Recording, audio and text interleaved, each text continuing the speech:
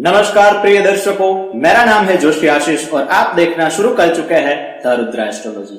हर एक आस्थालु व्यक्ति जो भगवान में मानता हो, जो भगवान की पूजा करता हो, वह कोई भी नया कार्य शुरू करने से पहले अपने इष्ट देव भगवान कुलदेवी को याद करेगा और सुबह शाम घर के मंदिर में उसकी पूजा करता है और साथ में अन्य देवी देवताओं की मूर्तियां मंदिर में प्रतिष्ठित करके उनकी पूजा करता है। परंतु सावधान हो जाइए, क्योंकि आज हम ऐसा विषय आपके समक्ष लेके आए हैं कि जो आपके जीवन में सुख शांति और समृद्धि ला देगा। क्योंकि कई सारे लोग घर में ऐसी मूर्तियां रखते हैं जो कभी नहीं रखनी चाहिए, जिससे घर में मनमुटाव बने रहते हैं, झगड़े होते हैं और मानसिक अशांतियां बनी रहती है।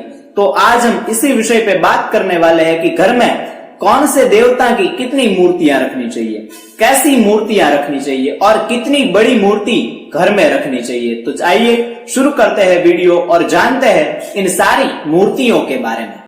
हमसे जुड़े रहने के लिए हमारे YouTube चैनल को सब्सक्राइब करें और नई वीडियो की नोटिफिकेशन के लिए बेल आइकॉन को दबाएं।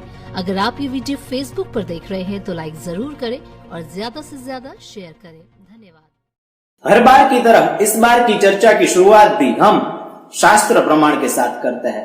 शास्त्र में हमें श्लोक लिखा हुआ मिलता है कि गृहे लिंग द्वयम नार्च्यम गणेश त्रितयम तथा शंख द्वयम तथा सूर्यो नार्च्यो शक्ति त्रयम तथा द्वे चक्रे द्वारकायाश्च शालिग्राम शिलाद्वयम तेषाम तु पूजने नैव उद्वेगम प्राप्नुयात् गृही। इस श्लोक का अर्थ होता है कि किसी भी गृहस्थ व्यक्ति को घर के भीतर 2 शिवलिंग नहीं रखने चाहिए और गणपति की 3 मूर्तियां घर में नहीं रखनी चाहिए और 2 शंख घर के मंदिर में पूजा में नहीं रखने चाहिए और सूर्य की 2 प्रतिमा घर में नहीं रखनी चाहिए और देवी की 3 मूर्तियां घर में नहीं रखनी चाहिए। ऐसे महाकाली, महालक्ष्मी और महासरस्वती तीनों अलग अलग स्वरूप हो तो 3 मूर्तियां रख सकते हैं, परंतु अगर महालक्ष्मी की 3 मूर्तियां आपके घर में हो और आपके मंदिर में हो तो वह कभी नहीं रखनी चाहिए। आगे बताते हैं, गोमती चक्र 2 पूजा में नहीं रखने चाहिए और 2 शालिग्राम की कभी भी पूजा नहीं करनी चाहिए। और अगर ये संख्या में अगर आपके घर में मंदिर में मूर्तियां हो तो तेषाम तू पूजने नैव, तेषाम अर्थात इन मूर्तियों का अगर आप पूजन करते हैं तो जो व्यक्ति है वह सदा उद्विग्न रहता है और उद्वेग प्राप्त करता है, मानसिक रूप से सदैव अशांत रहता है।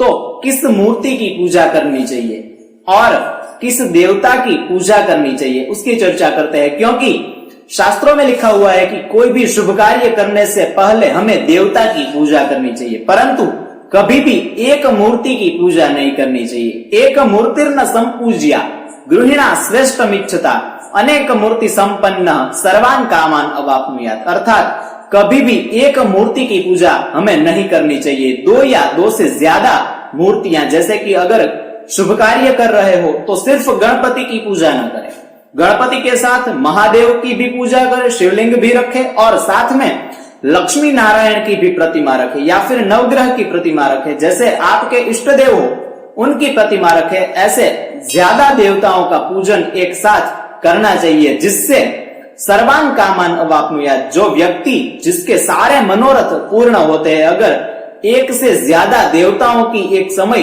पूजा करते हैं। तो अब बात करते हैं घर में कैसी मूर्तियां नहीं रखनी चाहिए, मतलब कि मूर्ति का प्रमाण कितना होना चाहिए।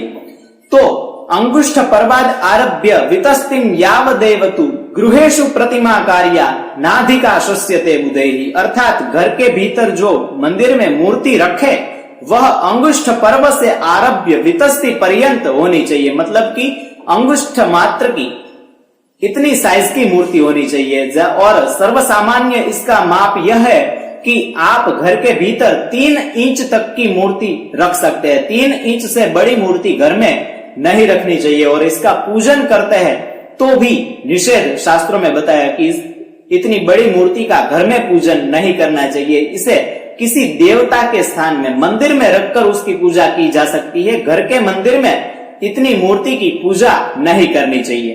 अब जानते हैं घर के मंदिर में पूजा कक्ष में कौन सी मूर्तियां नहीं रखनी चाहिए, कैसी मूर्तियों की हमें पूजा नहीं करनी चाहिए।